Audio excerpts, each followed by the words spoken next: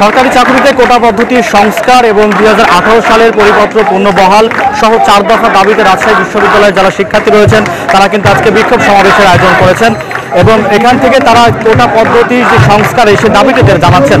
আমাদের সাথে আছেন আন্দোলনরত শিক্ষার্থীরা, আমরা তাদের সাথে কথা বলবো।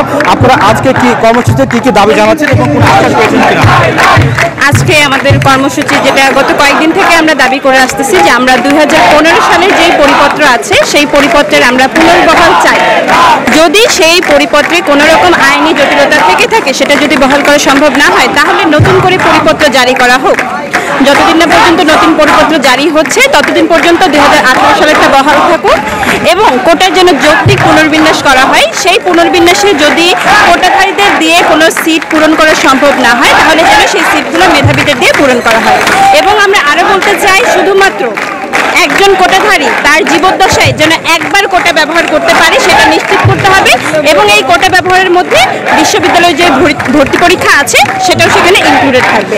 আমরা চাই সুযোগের সমতা, মেধাবীদের অধিকার সবার আগে রাখা উচিত, এটা আমরা বিশ্বাস করি। হ্যাঁ, আমরা একটা বিষয় জানিয়ে রাখি যে আগামীকাল থেকে কিন্তু রাজশাহী বিশ্ববিদ্যালয়ের যারা শিক্ষার্থী আছেন তারা এই সিনেমা ভবনের সামনে যে প্যালেস রোডটি আছেন সেখানে কিন্তু এই আন্দোলন কর্মসূচি চালাচ্ছেন এবং তারা যদি বলছেন যে তাদের দাবি না আদায় হওয়া পর্যন্ত তাদের যে কর্মসূচি সেটি কিন্তু অব্যাহত থাকবে এবং তারা এই কর্মসূচি অব্যাহত রাখবে। তো এই ছিল আমার কাছে রাজশাহী থেকে বিশ্ববিদ্যালয়ের শিক্ষার্থীদের আন্দোলনের সর্বশেষ খবর।